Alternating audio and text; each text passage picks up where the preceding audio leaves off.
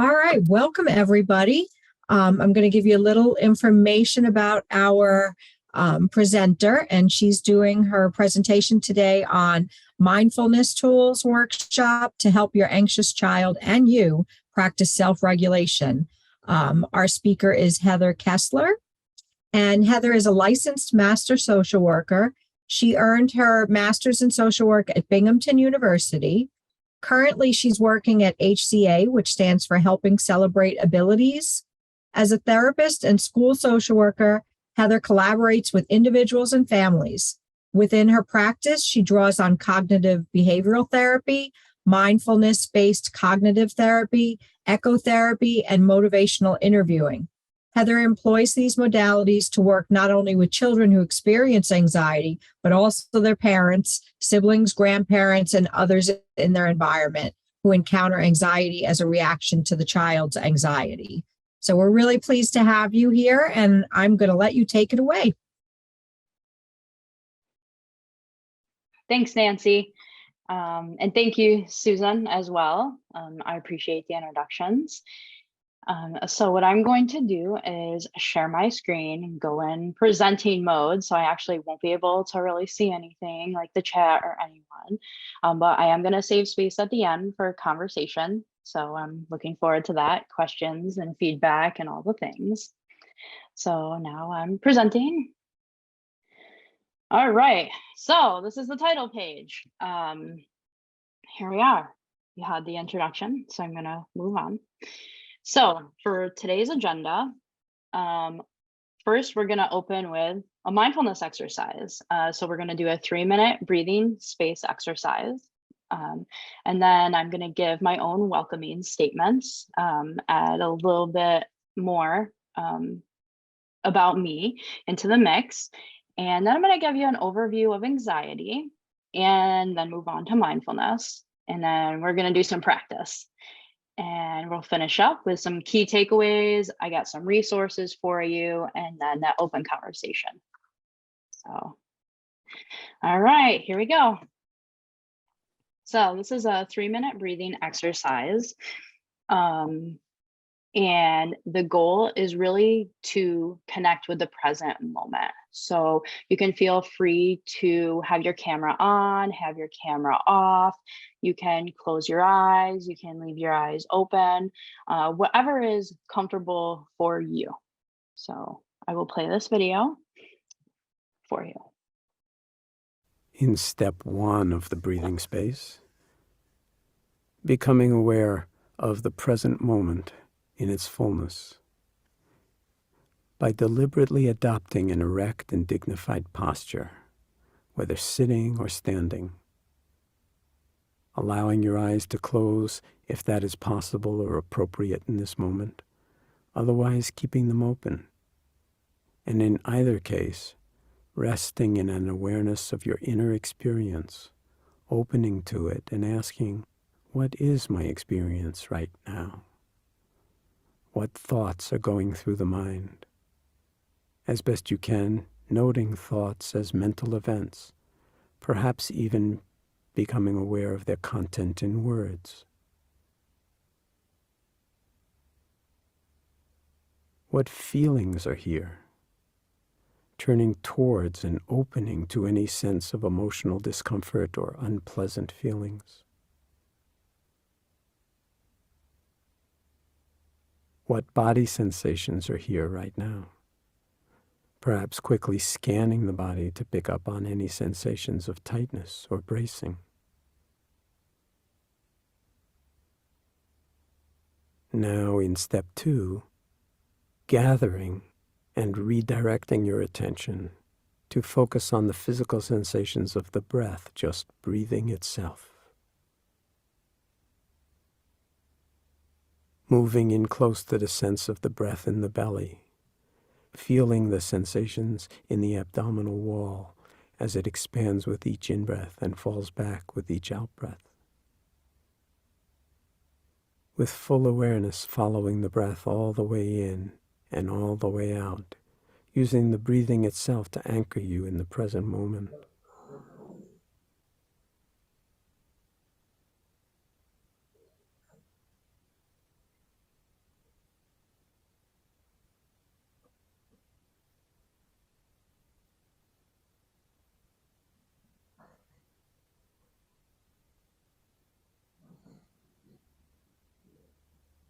And now, in step 3, expanding the field of awareness around your breathing so that, in addition to the sensations of the breath, it includes a sense of the body as a whole, your posture and your facial expression, how they feel from the inside. If you become aware of any sensations of discomfort, tension, or resistance, experimenting gently with breathing into them on the in-breath and breathing out from them on the out-breath, perhaps feeling a softening and releasing with each out-breath. If you care to, perhaps saying to yourself on the out-breath, "It's already here. Whatever it is, it's already here. Let me feel it."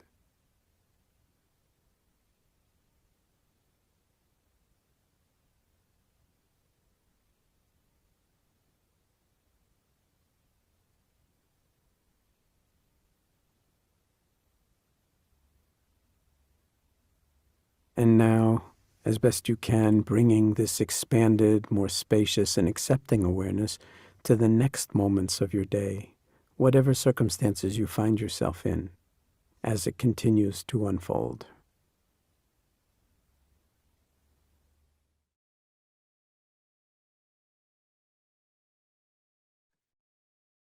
All right. So the goal of that 3-minute breathing exercise is to really focus your awareness on the here and now the best that you can, and practice mindfulness. So you're going to be learning about mindfulness, and we've already practiced. And practicing mindfulness is as easy as that: 3 minutes and 49 seconds. If you have that to dedicate to your day and out of your day, you can practice mindfulness. So now that we're a little bit more focused, can move on to my next slide. All right, there we go. Gave it the click. So welcoming statements. Nancy already gave a great opening, so I really appreciate that. And I really appreciate you all being here today, because being here shows that you are curious about mindfulness and how it can help your child and you work through anxiety symptoms. You or possibly your child, they might have a diagnosis that falls into the category of anxiety, and perhaps they don't. Perhaps you recognize that you have symptoms of anxiety, or they do, and that's great. And I'm really glad that you're here. So again, my name is Heather Lee Kessler, and I have a pyramid of statements here that are most important for me and most important for you to know. And the number one thing is that I'm human. I'm not perfect.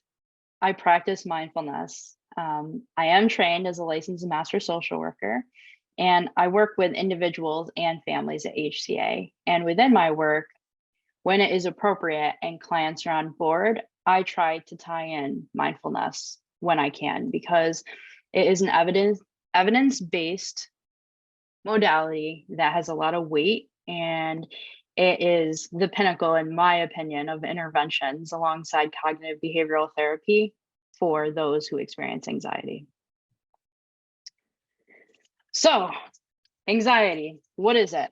You probably already know because you're here. You probably have a pretty good idea of what you feel, how you feel it, and how it is affecting you. So the APA actually defines anxiety as an emotion characterized by feelings of tension, worried thoughts, and physical changes like increased blood pressure. But as we know, there's so many physical symptoms of anxiety. So our heart can be pounding. We can start to become flush, short of breath, dizzy even. We could start sweating. We could get headaches and migraines, get dry mouth, have stomach pains.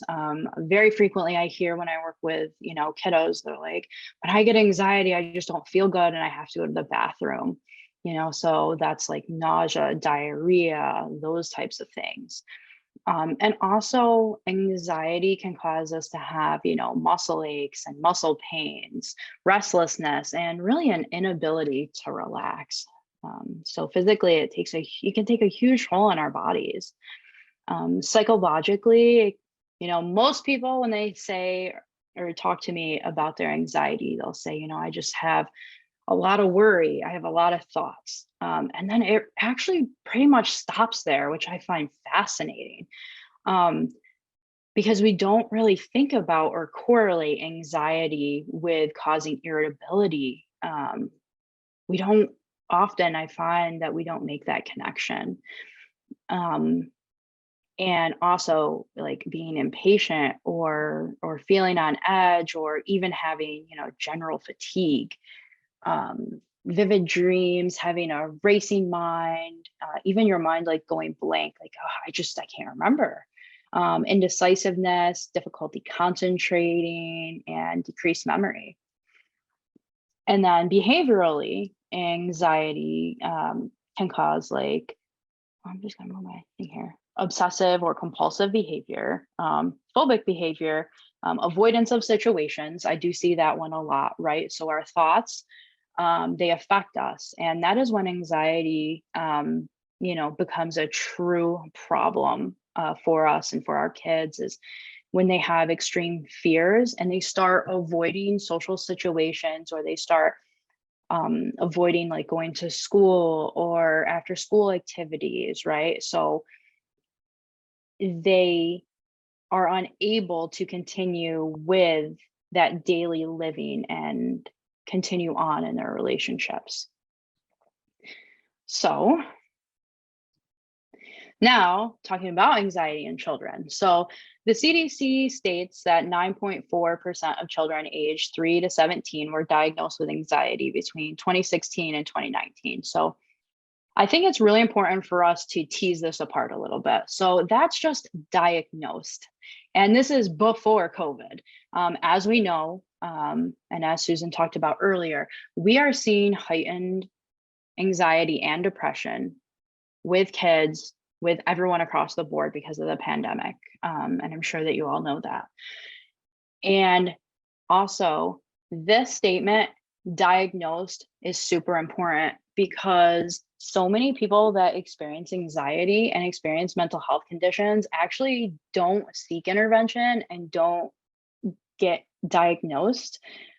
And this is a big challenge, right? So when I mean diagnosed, like we're not gonna give you medication or things like that, but it's not raising that awareness to something is going wrong. So we could see people experiencing these things, and they're not getting the interventions that they need. But when children don't outgrow their fears that are typical, because let's be honest, some anxiety is healthy, right? I mean, if our ancestors didn't have anxiety, like we're talking like cavemen and women, like if they didn't have anxiety, like we wouldn't even be here today. We wouldn't even exist, right? So some anxiety is healthy. But when children do not outgrow those fears that are typical, they can develop these anxiety disorders. So like separation anxiety, being very afraid when away from their parents, phobias, right? So specific, extreme fear to specific situations, specific things like dogs and insects, things of that nature. Also social anxiety, so being very afraid of school or other places or people where they, have expectations that they are expected to be social. General anxiety disorder, which I treat most frequently, is when people become very worried about the future and bad things happening to them. And then also there's panic disorder. So having repeated episodes of sudden, unexpected, intense fear that come with symptoms like heart pounding, having trouble breathing, or feeling dizzy, shaky, or sweaty. So those are the general anxiety disorders that fit into those brackets. And I think that it's super important to note that anxiety looks different from everyone. There is these boxes here, and there are categories for people that people get put into, and they get put into boxes. But every anxiety situation, every thought, every worry is unique and different to every single person that I work with. yes, they can fit into these boxes, but my job as a clinician is to figure out and help them through these very specific and unique situations that they are worrying about, because everyone's different and everyone is in a different environment, and they have unique stressors to them. So it's super important for me to get to know the client when I work with them. So more about how I help treat anxiety. So I was talking about the individual. So if you look here on the right, this is actually comes from family systems theory. So within my work, I do a lot of family support services. So I have the individual client that I work with. Usually more often than not, that's either a young adult or a child. And they have a diagnosis of an intellectual disability. And also that is typically accompanied by a sort of mental health condition. And more often than not, it is anxiety. So this map, love it. The microsystem, I also work with. I work with the family. So the individual is a part of the family. They're a part of a community. Above that, we have the mesosystem, right? So we have neighbors, friends of the family, mass media, social welfare, legal services, and then we have, the macro system. And, I don't do much work with the macro system, but back to the individual. It's vitally important for me to work with the family because every person has the power to modify their emotional system and could influence their symptoms and their system. So the individual here is their own system. And then we can think about the family group, they're their own system. So when one person is alone, they act differently than they would act with the family or at school or with peer groups or with a church group or their neighborhood. And even when the symptoms are being experienced by someone else in the system, I want to continue my work with whoever is experiencing those symptoms. And all of this is because the goal is to decrease the symptoms of the individual so it can have a ripple effect. So we really, what I want to do when I work with a family is stop the reactionary wheel of anxiety, because that is what happens. The child experiences anxiety. The family doesn't know what's happening. They react. Their reaction causes more of a reaction with the child. And now we're just in a wheel. It's just spinning. It's spinning and it's spinning. So the hope is by working with the family and by using interventions like mindfulness is I can stop that wheel from happening. I can help guide the clients and the consumers to be able to stop that wheel from spinning when they are ready to.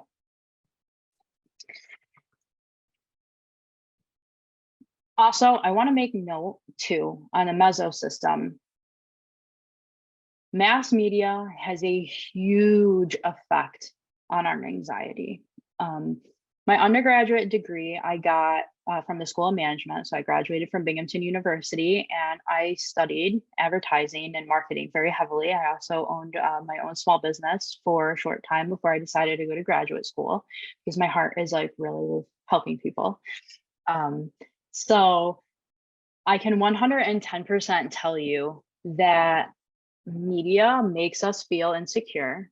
It makes us judge ourselves and criticize ourselves, and it makes us anxious.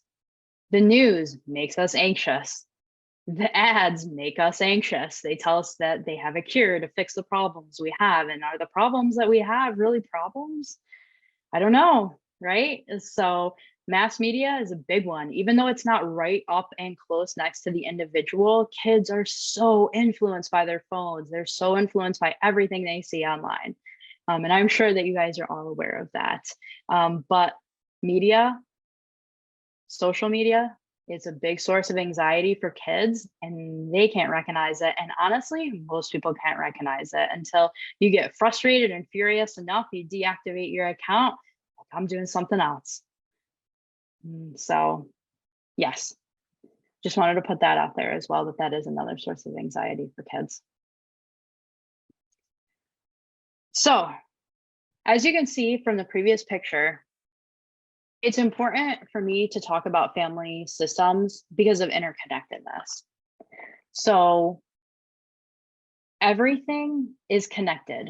Every action that we take has a reaction. Every step we take, we're going somewhere. Everything we do or don't do has an outcome and it has an effect. And all life is interconnected and nothing exists in isolation. So, when we have a greater sense of awareness and calmness, we can actually cut down on that internal and external suffering, because a lot of people with anxiety suffer internally. They suffer physically, but they suffer internally because our thoughts do not exist independently of us. They are up here, they are in our minds, and they don't actually exist. So if you think about it, like, I exist, you can see me, like my notes in front of me exist, like they're real, they're tangible, but our thoughts, they're not tangible. It's like a strange thought, right? Like they don't exist. They have so much power, but they don't actually exist. So, more about our thoughts. Our thoughts are not reality. That's what I'm telling you. And it is so hard for us to accept that because it feels so real. We're with ourselves all the time, 24/7 in our minds, right?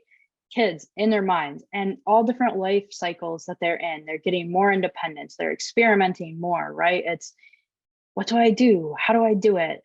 I have these thoughts. I don't have these thoughts. Why won't my mind be quiet? Right? There's so much chatter all the time in there. But we really are not our thoughts, and we have the power to alter our thoughts and change our thoughts. And I love this video that I'm going to share with you guys because I think it gives a better interpretation of this than I could even say. So we're going to watch this video.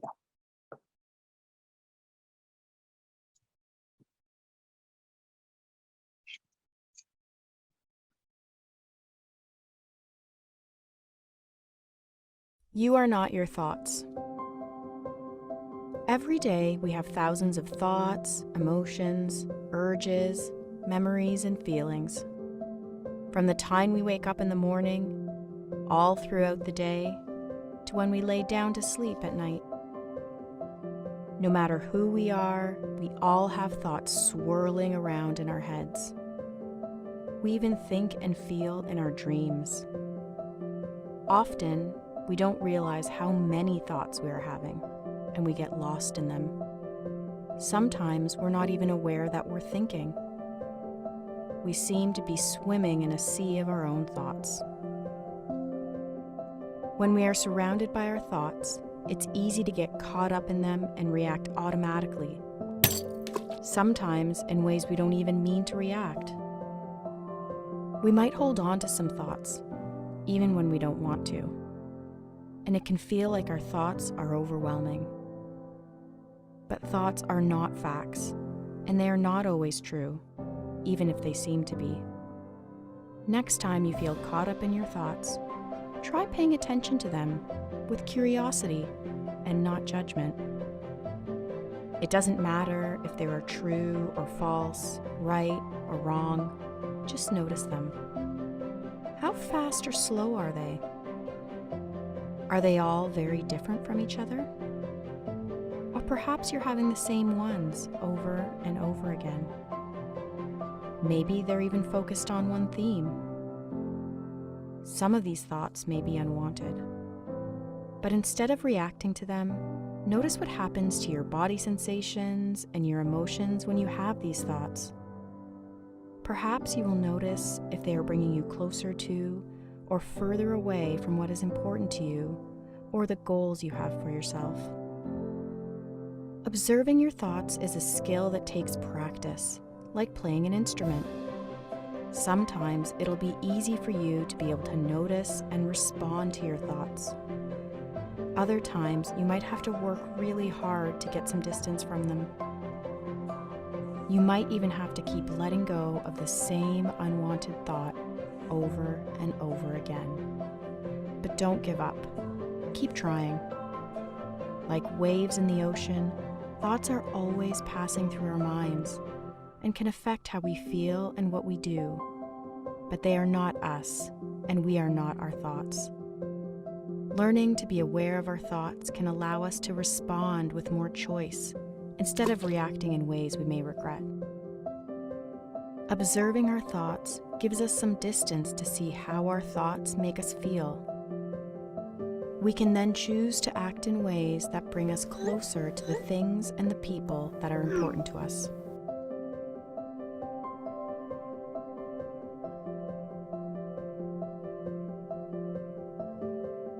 Remember, you are not your thoughts. Try observing your thoughts with curiosity. Try it right now.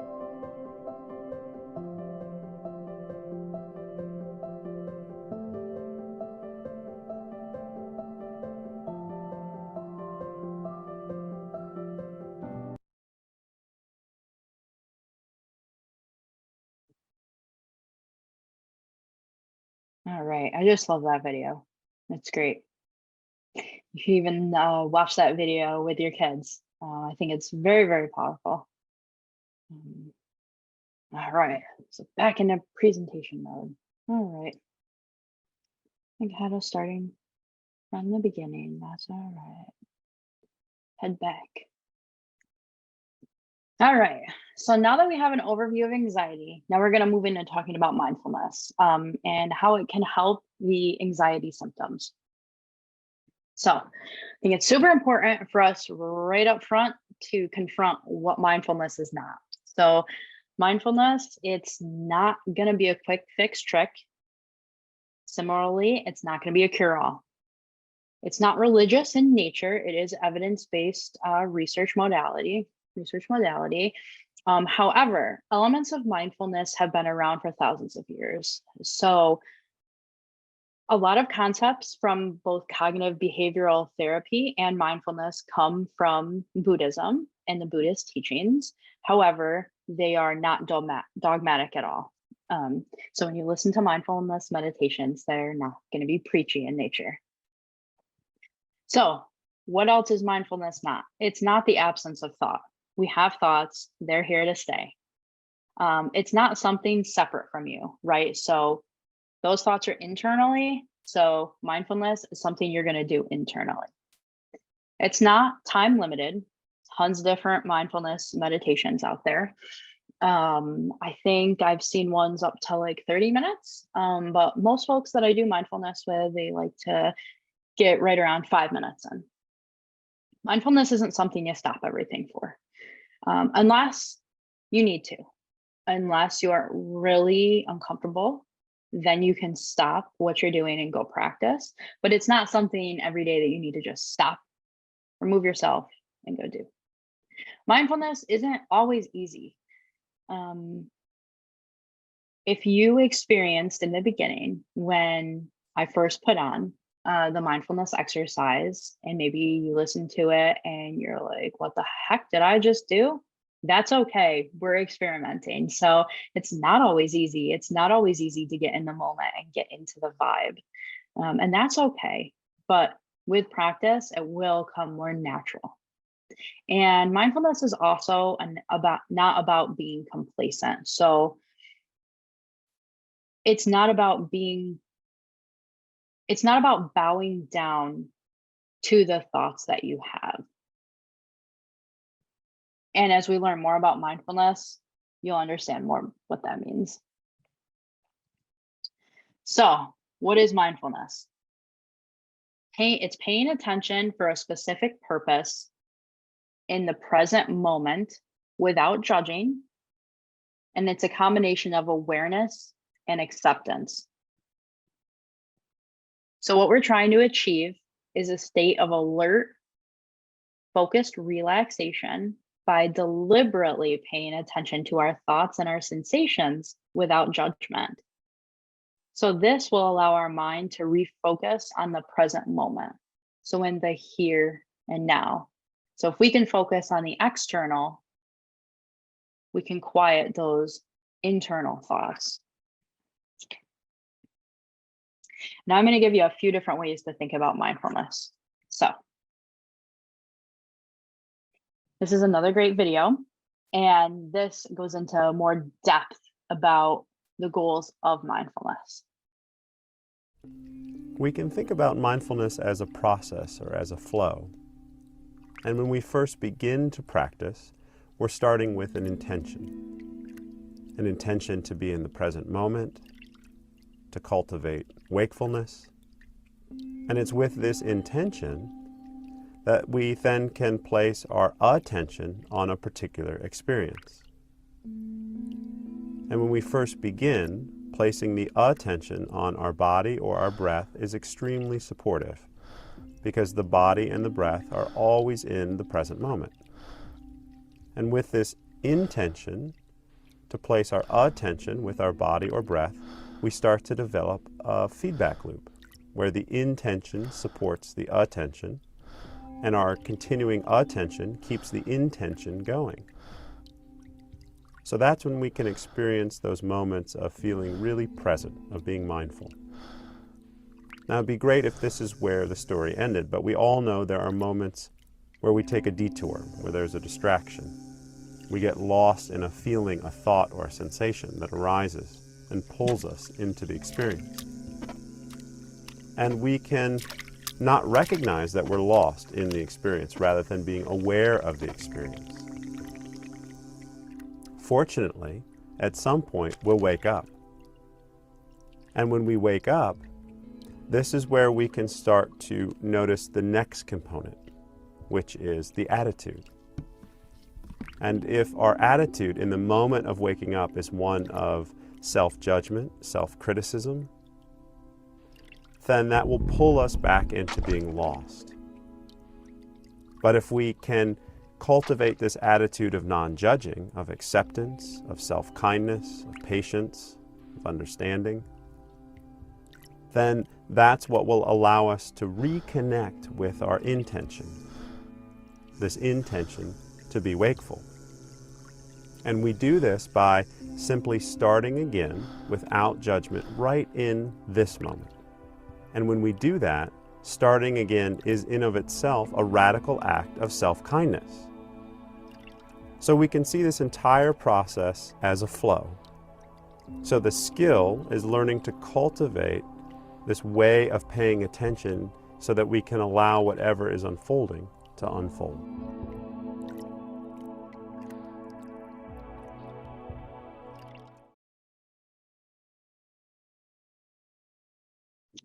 All right, so I love that video too. Great for kids, young adults. Highlight the reason I told you all in the beginning that I'm not perfect is because I'm not perfect. And it's because no one's perfect.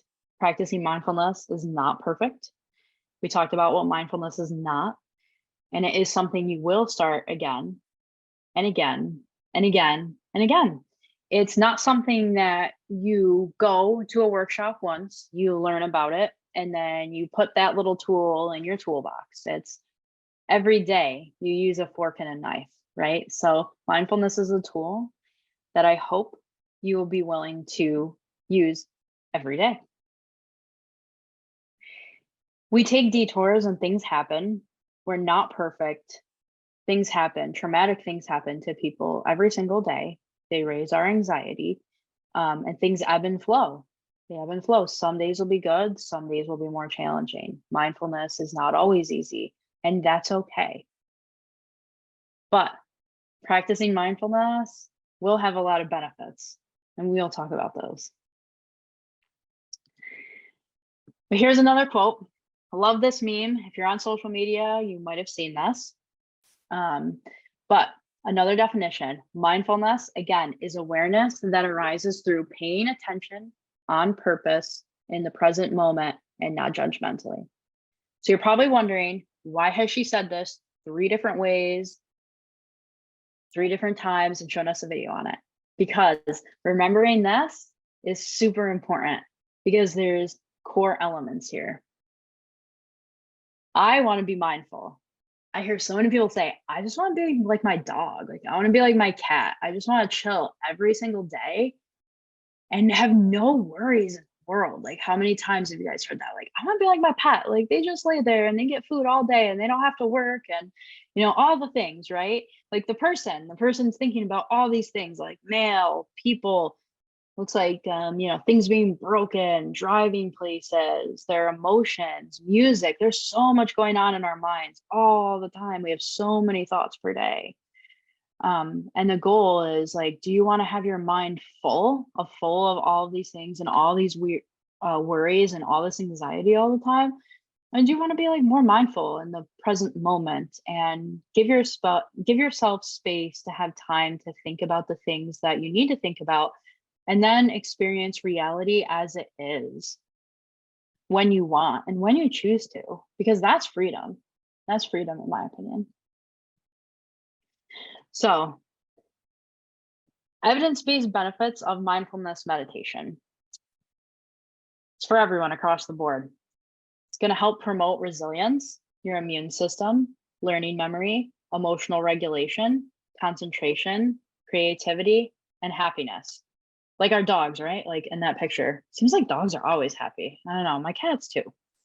And also prevention. So anxiety, depression, chronic pain and symptoms, common stress and burnout, stress-related conditions, lifestyle diseases, and cellular aging.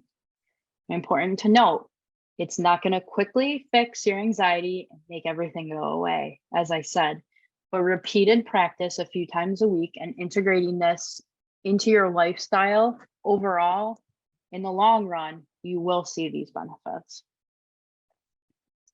And then benefits of practicing with the kiddos. So if we can lower our stress and stress responses as adults, that in turn is going to help lower the stress and stress response in the kiddos, because I was talking about that reaction wheel earlier. So if we don't keep reacting to the children reacting and we can be more mindful, then we can help the kiddos be more mindful. And that's going to strengthen their self-control. So when we can strengthen our self-control, we can help them strengthen it. And as a byproduct of that, it's going to increase positive moods, self-esteem, health and body image, their emotional regulation skills, and also their social skills and communication. So, excuse me, why you could have a hard time being mindful. I hear this in the beginning sometimes when I start with clients, and they say to me, well, I did it for 3 minutes and then I went right back to worrying. Well, what are your expectations? Our expectations lead us to suffer. This is a big one. Expectations are standards, and when people or children with anxiety feel criticized and they don't have the ability to communicate how uncomfortable they are, that leads them to suffer. Their suffering can lead us to suffer, and that creates that reaction wheel. Second, you're forgetting to be curious about reality. So I work also within family systems. I also work with older adults, grandparents, and I have heard a few times that I just wish I could be a kid again. They're so curious, and you know, they say whatever they want. Well, the older we get, the more things we stuff into our brains, like we saw in that picture. Right? We got more things going on, and we forget to be curious about reality. We're distracted by so many things. Our attention, you know, families, they're being pulled in so many different directions that we forget about the here and the now. And when I practice, that's why I love doing ecotherapy with clients. If clients are willing, which 9 times out of 10, kids want to get out of the house with me and they want to walk, like they want to exercise, they want to go out in nature. And that's when I do mindfulness with them, because they are so curious about everything. They've been in the house for a while and they're like, I'm a mushroom lover, I'm a mushroom hunter. And they're like, Heather, they'll know. They'll be like, those are mushrooms. What are those? And, you know, I'll practice mindfulness with them and I will be like, that is awesome that, you know, you're curious about that. And I encourage it. I really do. I encourage curiosity with adults and with kids because it is so important. If we can be aware of a mushroom growing from the ground that we would normally pass by and most people will just go yuck at, you can be curious about your thoughts. And I think that's important. And that's why I love to practice outside with kids. And also because it's important for me to meet them where they're most comfortable. And we're humans outside. I mean, that's where we came from. We have houses for shelter and, many reasons, but nature is super important. And when we get back to nature, I feel like we're allowed to be humans. And in certain situations, sometimes it feels like we're not allowed to be humans. So next up is you're not scheduling time to practice. So I'm not saying block out chunks of time in your day, but if you can think about, like, for me, for example, I like to practice mindfulness before I go to bed because it helps me put all the thoughts that I have in a box, especially about clients. I'm a helper and I'm a healer. I'm a therapist. And, if I was to think about my clients all the time, it would eat me alive. So I like to end my day with a mindfulness exercise. So that's one time that I do practice. And also give yourself a little grace. Remembering that forming habits is hard. It is so hard. Especially when it's something new. So give yourself a little grace because anxiety is really difficult.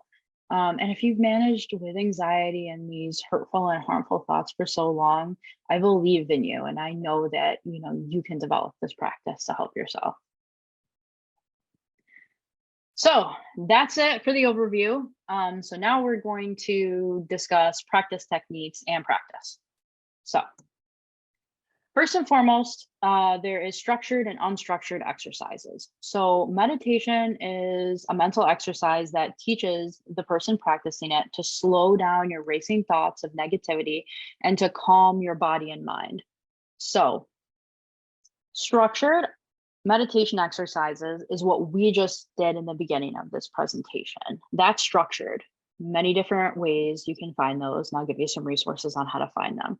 And then unstructured mindfulness meditation exercises are to be used from moment to moment when things crop up and you feel those thoughts. So setting the tone, this is a big one. I was recently working with a client that was experiencing social anxiety, and I asked them, I said, well, why are you comfortable meeting with me? And the client looked at me and said, it's your vibe. Like, I feel comfortable with you. I feel comfortable talking to you. And I said back to them, I was like, you like my vibe. You feel comfortable talking to me because I cultivate an area for you to be comfortable. I listen to you, I validate you, and it's my vibe. And the same thing goes with kids. We want the best for kids. And sometimes, we don't realize the way we're delivering a message. And when I went through grad school, self-disclosure, this is something I had to work on, was my tone. So I'm a loud person. I'm very direct in nature. And when I'm working with clients, it's super important for me to understand, like, my tone. What vibe am I giving off? And that's something that I work on. Like I said, I'm not perfect. I do work on that. So it's super important to set the tone when you practice mindfulness with kids. It's important that you use it in positive situations only. So please, if you start doing mindfulness with kids, do not use it as a consequence. So they were bad. You acknowledged or said that they had unfavorable behavior. So most people say my kids were bad. Please do not use this as a consequence, because that's not what mindfulness is about. Second thing, please practice mindfulness yourself if you can, and create a daily routine for the kids, and try to fit that in for them. Prepare the environment. So as you guys can see here, this is my environment. I told you I like mushrooms. I love plants. I love nature. So what do? I bring nature inside my house because I love it. It makes me comfortable. And I have the resources and ability to do that. So the best you can, please prepare your environment to practice mindfulness with your kids. Also involve them in the decision-making process. Give them choices. Share your experiences of mindfulness with them and encourage them to share their experiences. Like, have conversations about like what's working and what's not working. But first, we also need to remember, like I said, parents, you really should practice mindfulness before introducing it to your kids. Why? Because practice builds confidence, and kids are always picking up what we're putting down. I talked about that curiosity element. They're curious, they pick up what we put down, and if they sense at all that, well, not really at all, but if they sense, that we're uneasy or we have any doubts, then perhaps they might pick that up, might not, but they may. So, this is a structured mindfulness exercise example that I'm actually going to read out loud to you guys. This is by someone that was very famous. You probably heard of Thich Nhat Hanh. Very, very famous. And he actually wrote the 5 steps to mindfulness. It's a paper that I actually have attached to this presentation. And actually, because of time, I'm probably only going to read the first and half of the second page. But there is 5 mindfulness exercises here called mindful breathing, mindful concentration, awareness of your body, releasing tension, and also a walking meditation. But I'm going to read you the first half of this because I think he gives an excellent overview of what a structured like mindfulness exercise should look like. And now that I say that out loud, actually, I'll probably do the first one with you. So here it goes. 5 steps to mindfulness. Our true home is not in the past. Our true home is not in the future. Our true home is in the here and now. Life is available only in the here and now, and it is our true home. Mindfulness is the energy that helps us recognize the conditions of happiness that are already present in our lives. You don't have to wait 10 years to experience this happiness. It is present in every moment of your daily life. There are those of us who are alive but don't know it. But when you breathe in and you are aware of your in-breath, you touch the miracle of being alive. That is why mindfulness is a source of happiness and joy. Most people are forgetful. They are not really there a lot of the time. Their mind is caught up in their worries, their fears, their anger, and their regrets. And they are not mindful of being there. That state of being is called forgetfulness. You are not there. You are there, but you are not there. You are caught in the past or in the future. You are not there in the present moment, living your life deeply. That is forgetfulness. The opposite of forgetfulness is mindfulness. Mindfulness is when you are truly there, mind and body together. You breathe in and out mindfully. You bring your mind back to your body, and you are there. When your mind is there with your body, you are established in the present moment.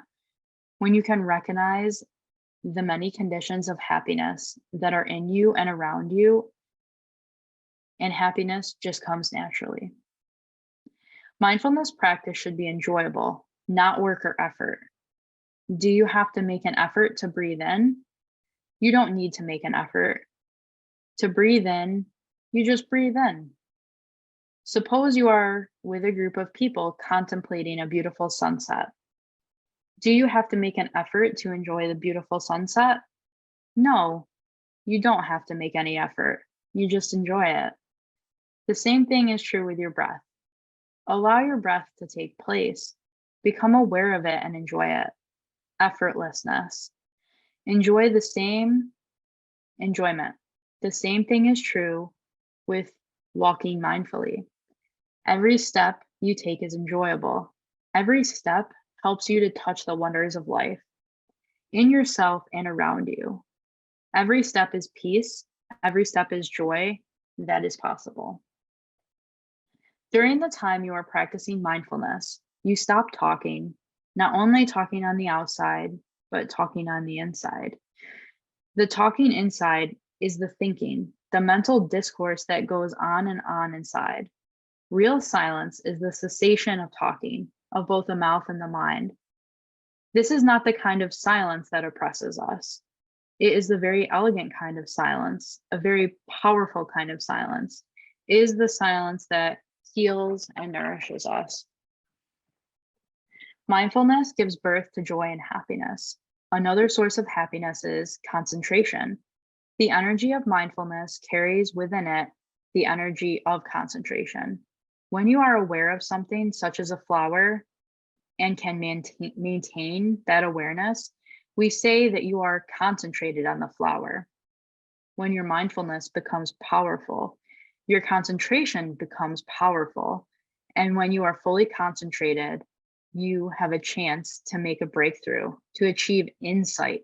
If you meditate on a cloud, you can get insight into the nature of the cloud, or you can meditate on a pebble. And if you have enough mindfulness and concentration, you can see into the nature of the pebble. You can meditate on a person, and if you have enough mindfulness and concentration, you can make a breakthrough and understand the nature of that person. You can meditate on yourself, or your anger, or your fear, or your joy, or your peace. Anything can be the object of meditation. And with the powerful energy of concentration, you can make a breakthrough and develop insight. It's like a magnifying glass concentrating the light of the sun. If you put the point of concentrated light on a piece of paper, it will burn.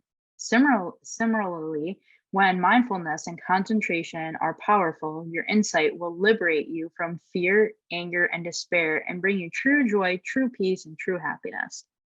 When you contemplate the big, full sunrise, the more mindful and concentrated you are, the more the beauty of the sunrise is revealed to you.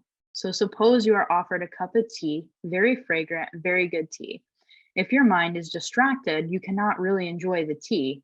You have to be mindful of the tea. You have to be concentrated on it, so the tea can reveal its fragrance and its wonder to you. That is why mindfulness and concentration are such joys of happiness and sources of happiness. That's why a good practitioner knows how to create a moment of joy, a feeling of happiness at any time of day. So the first one is mindful breathing. So feel free to go along. And the first exercise is very simple, but the power, the result can be very great. The exercise is to simply identify the in-breath as in-breath and the out-breath as out-breath. When you breathe in, you know that this is your in-breath. When you breathe out, you are mindful that that's your out-breath. Just recognize this is an in-breath, this is an out-breath. Very simple, very easy. In order to recognize your in-breath as in-breath, you have to bring your mind home to yourself. What is recognizing your in-breath is your mind and the object of your mind. The object of your mindfulness is the in-breath. Mindfulness is always mindful of something. So when you drink your tea mindfully, it's called mindfulness of drinking. And when you walk mindfully, it's called mindfulness of walking. And when you breathe mindfully, this is the mindfulness of breathing. Love this paper. So you can read all 5 of those. That's great by Thich Nhat Hanh. I'm sure that you probably have all heard of him. So moving on from there. You now have a few mindfulness exercises that you could choose to do at any time. And those are all from this paper, and then also from the one that I opened our session with, and additional resources for structured mindfulness exercises. Calm app, I'm sure you've all got ads for it actually, because I get them all the time. Well, before I had Calm, because I do have Calm now. And then there's also Headspace. So those are 2 great mindfulness apps, lots of meditations on them, super helpful. Pro tip, if you have Excellus, Blue Cross Blue Shield, sometimes they will actually pay for the Calm app. So you could definitely check into that by going to your health insurance webpage. Freebies, YouTube. That's where I got these from. You can Google them. You can go on YouTube. You can also go on Amazon Kindle if you have Amazon Kindle. Love that. I find a lot of workbooks on there for kids when I love to do workbooks with kids. And I find a lot of stuff on there. I'm also going to put a plug out there too. If you are someone that likes to do yoga, I really encourage you to do mindfulness yoga because that really helps focus the mind and the body. And kids love moving. Also, if you're on social media, again, there's many mindfulness Facebook groups that you can join. So I have a mindfulness practice for families. This is one that you can get started with. If you wanted to do mindfulness, practice it, and then you want to incorporate it with your family. This is a great one. It's pretty short, and this is going to be something that you structure yourself. So you're going to use all those tips, setting the tone, setting the vibe, and you would read this out loud. This is a great way to introduce the mindfulness to the kids.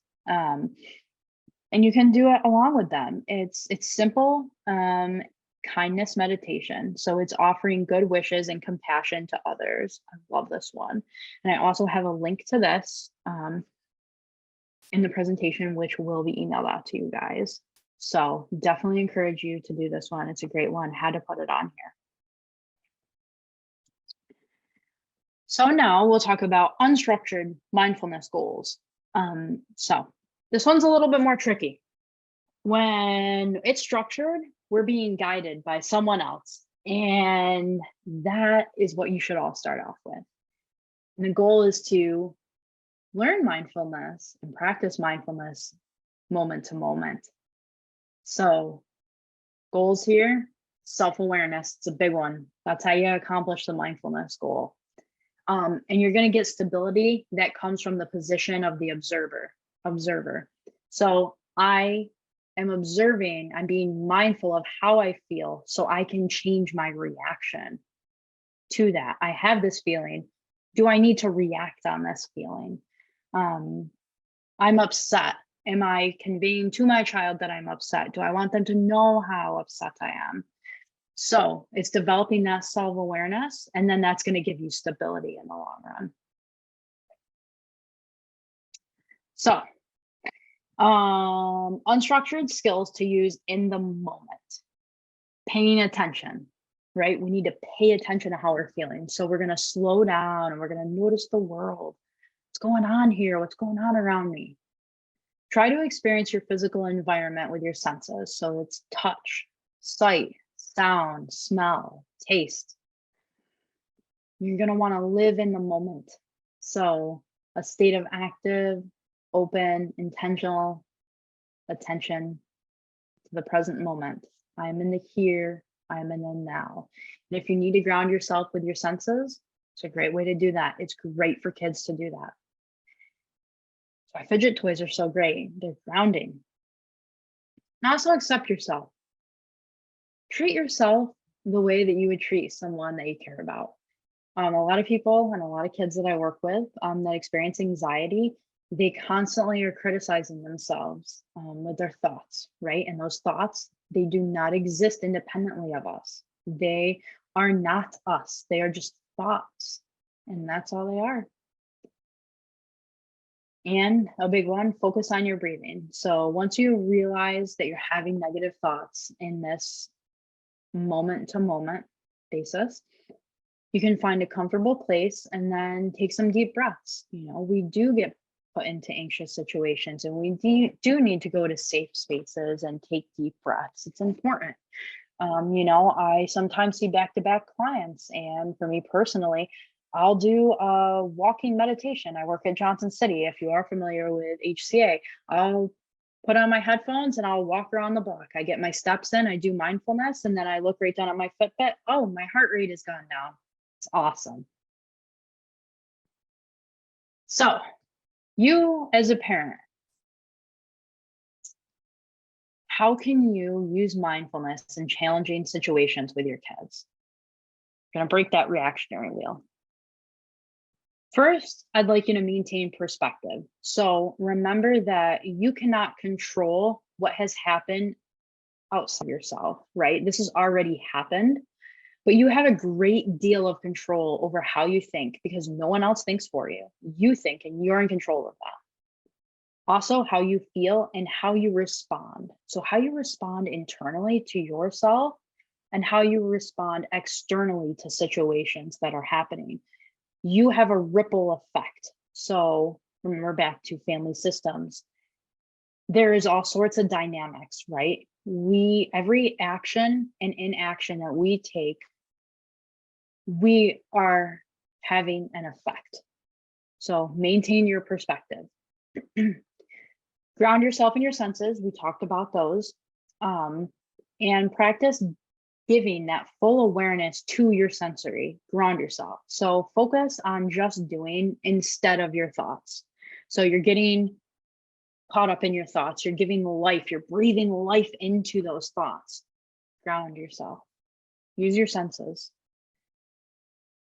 Then take a break if you need to. When a child is having a temper tantrum, right? We talked about irritability as a symptom of anxiety, which I see very, very frequently. If a child is not a threat to themselves or others, and you are getting anxiety, take a break. Remove yourself, whatever that looks like. Like, don't leave the house, drive away, and leave your kids there. But go into the other room, go into the bathroom, take some deep breaths. This too will pass, right? Temper tantrums, they give us anxiety, right? But it will pass. Remind yourself that. Give yourself some grace. And right now, this is the way it is. It's going to change, and remind yourself. Just simply watch without reaction if you stay there. Try not to react, because that reaction could be giving the child more anxiety. And also, don't take it personally. A lot of people take anxiety personally from kids. Try to look at the situation objectively and try not to identify with the situation. So this is really a goal of that moment to moment self-awareness, because we become reactionary to it. So that wheel starts spinning and spinning and spinning. And then when we reflect, we feel victimized by it. Like, why did this happen to me? How can I prevent this? How can I stop this? And then it just starts cascading. And this could be a conversation just between yourself, internally. It could be a conversation with your spouse, anyone else that lives with you. And it can just really cascade. And it's not great. It's not a great feeling. So yes, please try to use these steps to diffuse the situations, that are challenging, either for you. This is great. You can apply this to yourself.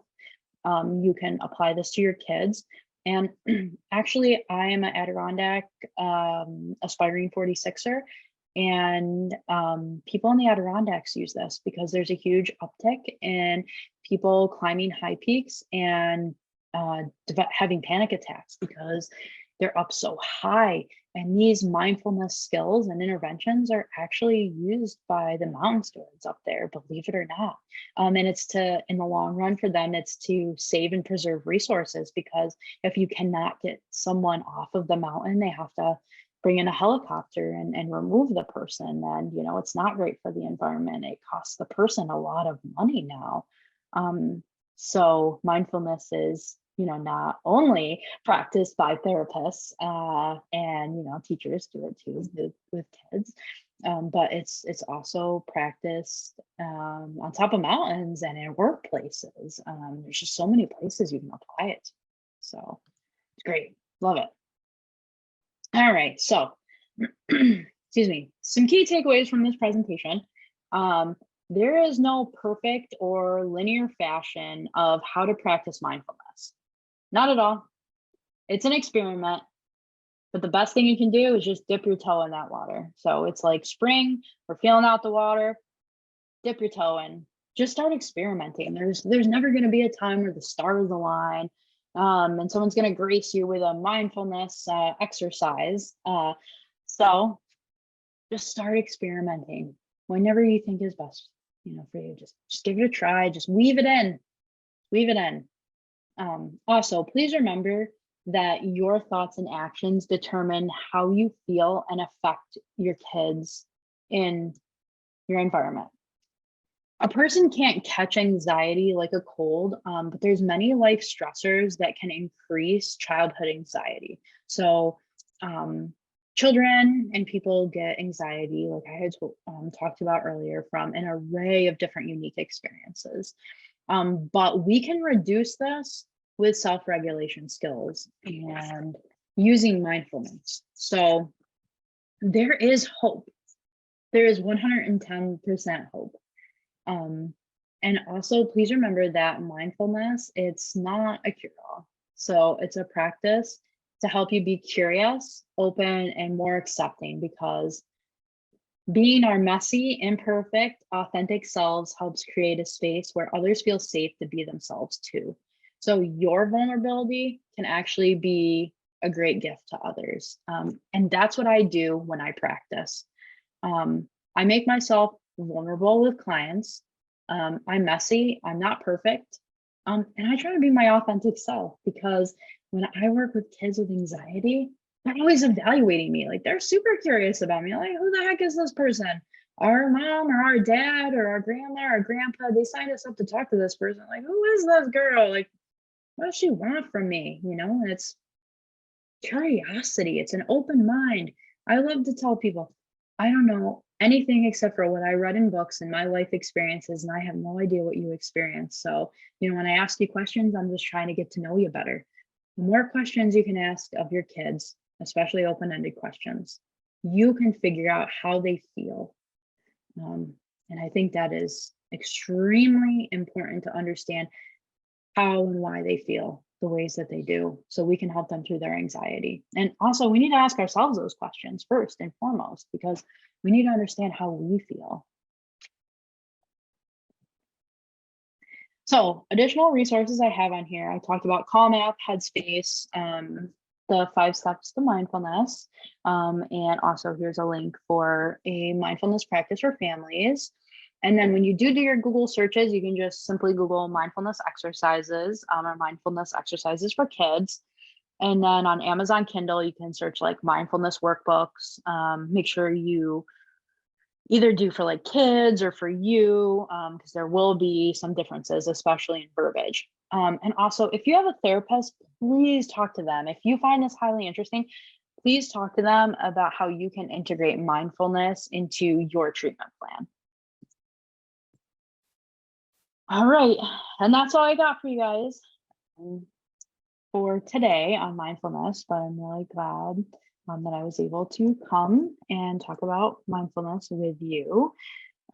So I would love to open it up for some questions or comments at this time.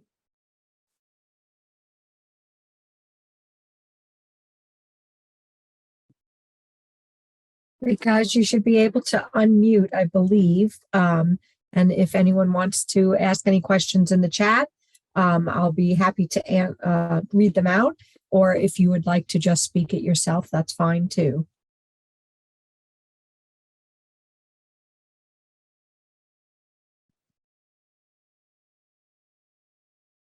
I know these videos have gotten a lot of great comments in the chat that people love them. So we're very happy to be able to have them.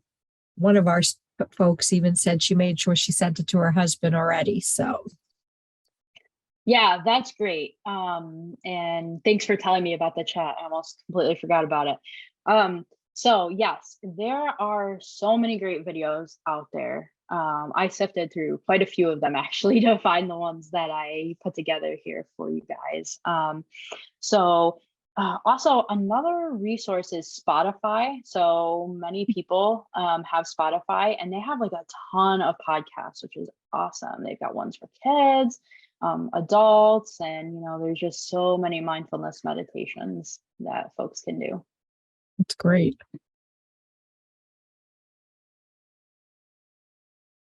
What is the youngest age that you've used mindfulness with? Oh, the youngest age.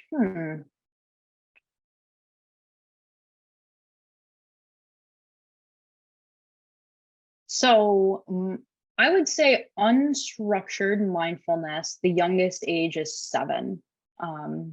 So getting them to think about their moment to moment awareness. So I really do that by probing them with questions to raise their awareness. Structured meditations, I'm actually going to be starting to experiment in the classroom with, which I'm actually really super excited to. But I would say my youngest for structured would probably be 9. So sitting there and doing deep breathing exercises with the client and actually putting it on and doing it with them. I had the opportunity to visit a BOCES school in Westchester, and they incorporated mindfulness in every one of their classes. They ended the class with mindfulness, and all of the kids knew mindfulness time. They were so happy. So it's really being used much more than was in the past, and I think it's been very helpful for kids. Absolutely.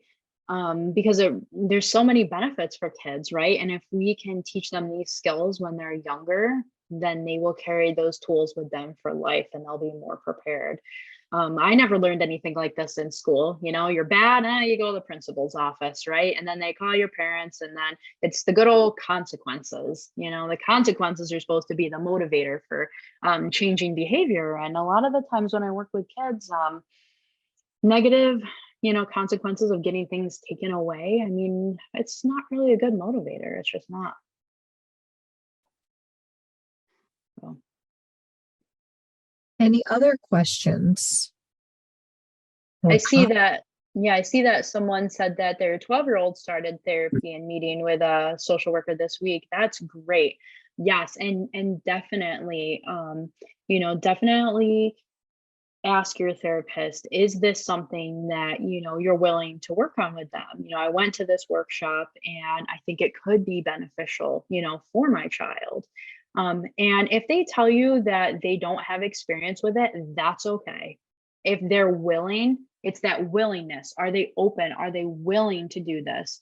I think that's what makes a good practitioner, because I didn't know how to do this. I actually didn't even learn about mindfulness in graduate school.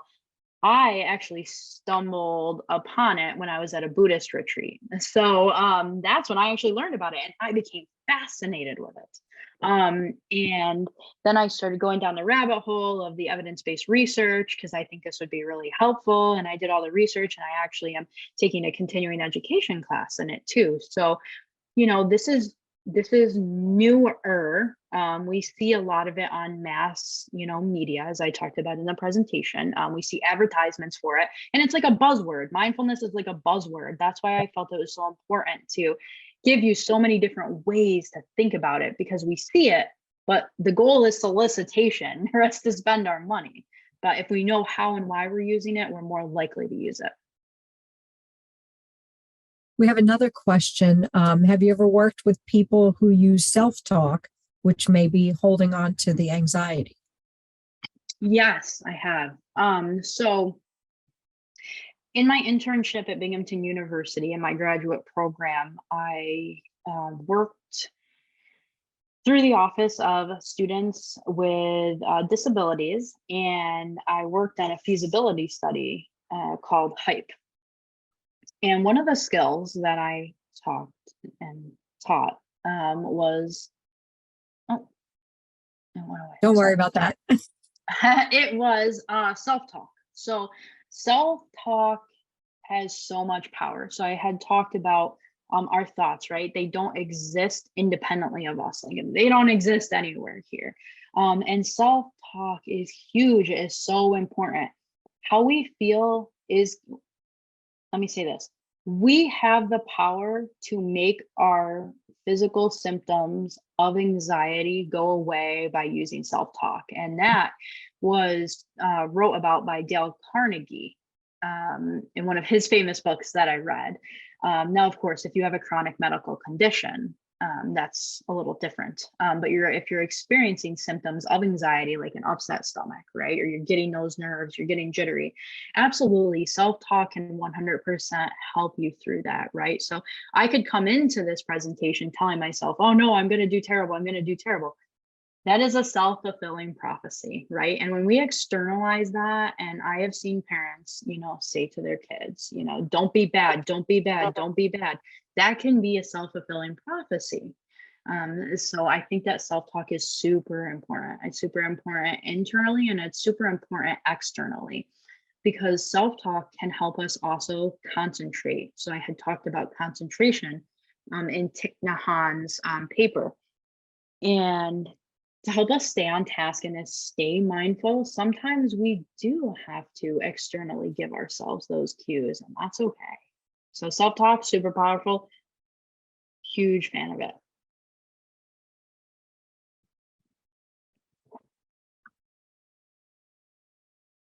We have a thank you for this hour of wonderful tools, so timely and helpful to share with the children and families we work with, for ourselves and our families and coworkers and community. Absolutely. I think this is really something that we can all use. Absolutely. Like I had mentioned earlier too, when I get on the high peaks, I was my husband and I got married on Whiteface Mountain in the Adirondacks, and there's a lot of people up there. And I would talk to mountain stewards up there, and I actually read in a hiking journal about mindfulness being used as an intervention, to preserve resources, because so many people they get it in their minds when they get to a top of a high peak, because maybe they've never done it before and they're a little unprepared. Sometimes people come unprepared to adventures like that, and they have to call someone for help, like rescue me. So their anxiety goes up, they start panicking, their heart races, they feel short of air, like I can't breathe, I can't breathe, I can't breathe, I can't do this, I can't do this. And they're using their self-talk, and they're criticizing themselves, right? And it's creating more worry, more doubt, more criticism. And they have the stewards go up there, and the park rangers, and they will, their first intervention is to try to use mindfulness. They want to talk them through it. They want to talk them down. Let's take some deep breaths. What can you control? And things of that nature. And sometimes it works, sometimes it doesn't, right? It's not a cure-all. It's absolutely not a cure-all, but a lot of the times they are able to get them up and get them moving, which is great. So it's used everywhere. I see corporations, they are incorporating it. Like I said, I do some school work, school social work, and I am working actually to use the Calm app. So Calm, if you are a teacher here and an educator, you can go on Calm's website, and they actually have lesson plans and everything to how to integrate mindfulness into your curriculum, which I think is awesome, because the work's like already done. So it's not another thing you got to do. And I love that. So if you're on that Calm website, you can just search for teachers, and it's a great resource.